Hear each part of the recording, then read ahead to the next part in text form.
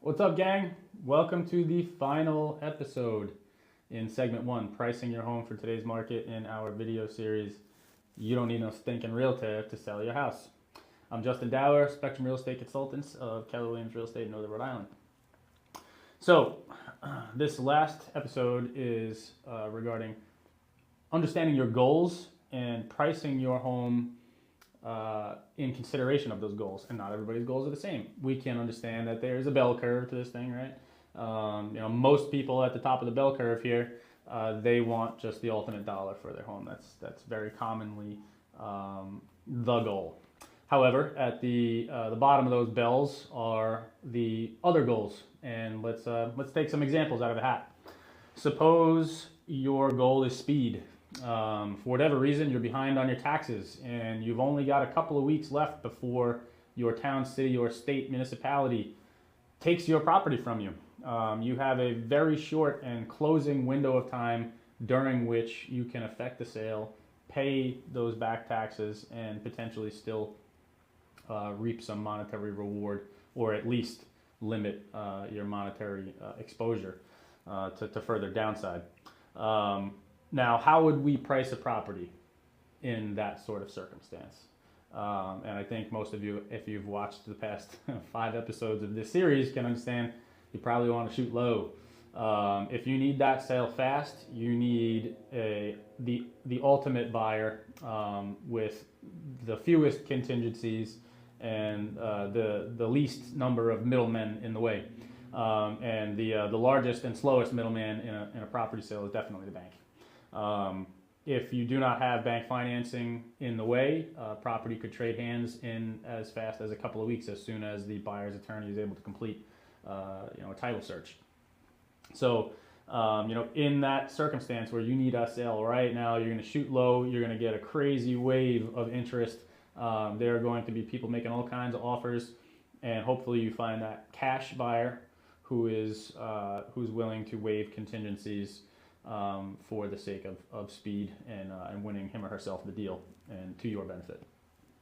Now, maybe not as time sensitive of a concern. It doesn't need to sell tomorrow, but maybe your house is very challenged in terms of deferred maintenance. Maybe it's got some structural problems. Maybe there are particular issues with the home that would even prevent bank financing. I mean, your structure has to be habitable. People do have to be legally allowed to safely inhabit it for a bank to consider financing it. And the definitions of those words are a little gray depending on what type of loan you're talking about. Is it FHA? Is it conventional? Is it a portfolio loan? And the level to which the scrutiny is dialed up is inversely proportional. So as we described in previous videos, the less your buyer is putting down in a sale, if it's bank financed, the higher the scrutiny and the more rules there are. Let's just put it that way, a high level view. And the reverse is true. If it's a cash sale, or if the buyer is putting down a very high down payment, even in the case of a finance sale, the bank cares a lot less, and there are less rules. But regardless, there are some things like gaping holes in the roof that would prevent a bank from even getting involved at all. And in which case, your only recourse as a buyer is either hard money, which are very difficult in terms of their terms, their interest rates, and their down payments and things like that, and penalties for default, or cash, right? So how would we price that property? Again, you should understand very, very competitively. We want the most buyers so that we could get to a place where the buyer's waiving inspections, hopefully, because we don't want some inspector crawling through this place creating more dollar signs in the buyer's eyes of money that they have to spend to actually inhabit this place. And certainly, hopefully, waiving a mortgage contingency and looking at a cash sale, so we don't have to worry about the bank and their rules getting involved. And it is a very nuanced landscape in that regard. Depending on the type of buyer that you are trying to attract, it could be little things. Let's talk about in the case of FHA here in our local municipality.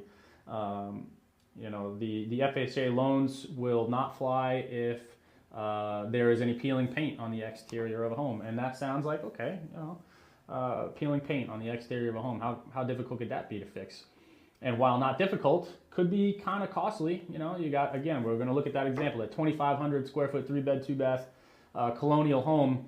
There's quite a bit of exterior surface area on one of these places, and just getting some paint on it, even if you're spraying it, even if you're not scraping it, can be many thousands of dollars. And okay, you would say to yourself, well, this buyer is financing a big loan. Why can't we just tack it on the back of them? That place has to be safe and compliant by the time closing happens. So one of two things has to happen. Either that buyer's got to come up with the money to paint your home, you have to come up with the money to paint your home, or some poor contractor has to agree to do the work pro bono without getting paid until the closing happens, which frankly, folks, if you don't have a realtor, I don't know if you find one of those. Us real estate professionals, we've been working a long time on problems like this, and we've built relationships with contractors who know that we will get it across the finish line by hook or by crook, and they will get paid. One of the benefits of having a realtor, but you don't need one if you're watching this series, right? Now let's move on from this type of sale, and let's discuss, again, a different example. Your home is very unique. It's got very unique design elements, giant medallion in the center of the great room that is alluding to this portion of history and blah, blah, and it costs this much money, and you're looking to recoup that money in the sale of your home. You got to find somebody who's a real history buff who's even going to care about sitting there and listen to you describe why you put this $40,000 medallion in the center of your great room. Other more common things like big party patios and pools. At a sale not too long ago where there was literally a beach. This is in the middle of the woods. Big acreage, I think 11 acres on this property. But they trucked in sand and had a tiki hut also on the backside of their party patio. Now, you got to find somebody who wants to pay you for these items, and it's just not every buyer. It's not even a wide market segment. It's not even a narrow market segment. It's like very, very specific. The type of buyer who's going to see the value in this and be willing to pay you for it. So you're willing to wait, keeping your home on the market and, getting it very competitively priced so you have all these bids at the same time. It's just probably not in the cards. You're probably going to want to, even though it's a seller's market, and even though in previous episodes we described what the best practice is really for the wider majority of homes in this market atmosphere, yours is a little bit different. So you're going to maybe price it a little bit higher with the expectation that the buyer is going to show up at some point and try to chew you down a little bit. You're going to be out there on the market a little bit longer. You have to be okay with that. Understand that there's not going to be a wave of inquiries. That you're going to be waiting for a handful of showings and trying to capture the right buyer. And in that case, Mr. and Mrs. Seller, if you don't want to hire no realtor, you better double down on quality marketing. You better be doing every bit of the job that we do with listing syndication to every corner of the internet, in print publication, and getting on the horn with people's brokers, because that's where those deals live and die, man. And, these high net worthers, they're not out there searching Zillow for your house. They're waiting for their agent to call them, and their agents are usually high net worthers, and they're not paying attention either. And it's going to take a professional who's going to get on the horn, leverage their network, understand who these buyer or sellers agents and buyers agents are that we need to contact to actually make a deal. You get the idea. Now, also pricing for where you're going to go next. It's often a secondary concern for a lot of sellers in today's market that because it's such a slanted seller's market, and because there's so much confidence in the ability to make top dollar for their sale, they're less concerned about where they're going next because they're going to be flush with cash and money solves all problems. However, it just so happens if you have been exposed to the unfortunate displeasure of being a buyer in today's market in these very competitive localities, it don't matter how much money you got. Sometimes you're going to compete and it's going to stink. And if you need the proceeds of the sale of your home that you're living in now to be able to purchase the next home, what's going to happen is a domino effect called the seller's suitable housing contingency. whereby you go out to market, you find a buyer, you say, Mr. and Mrs. Buyer, I love the price you are offering and the deal terms you're offering. However, I don't have a place to go. I'm going to get into contract with you.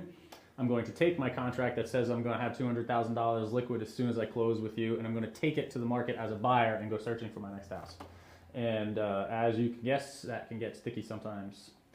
Who knows? Maybe the place that you fall in love with has another seller who doesn't know where they're going next and has a seller suitable housing contingency. And now we're clicking the dominoes. If anything goes wrong back at your house and anything goes wrong at the place you're looking at next, the whole thing blows up and there's 3 families without places to go and everybody's suing each other.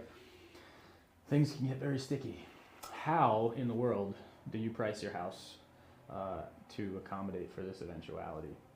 That's a real long video, and frankly, my spit is starting to get syrupy.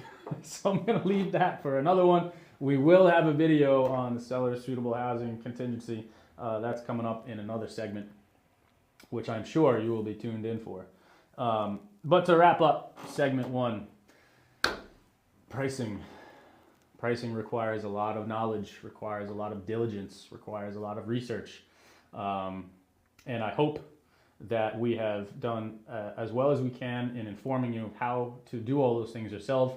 And at the very least, if we've failed miserably in doing that, we have maybe proven to you a little bit why us realtors are worth our commissions.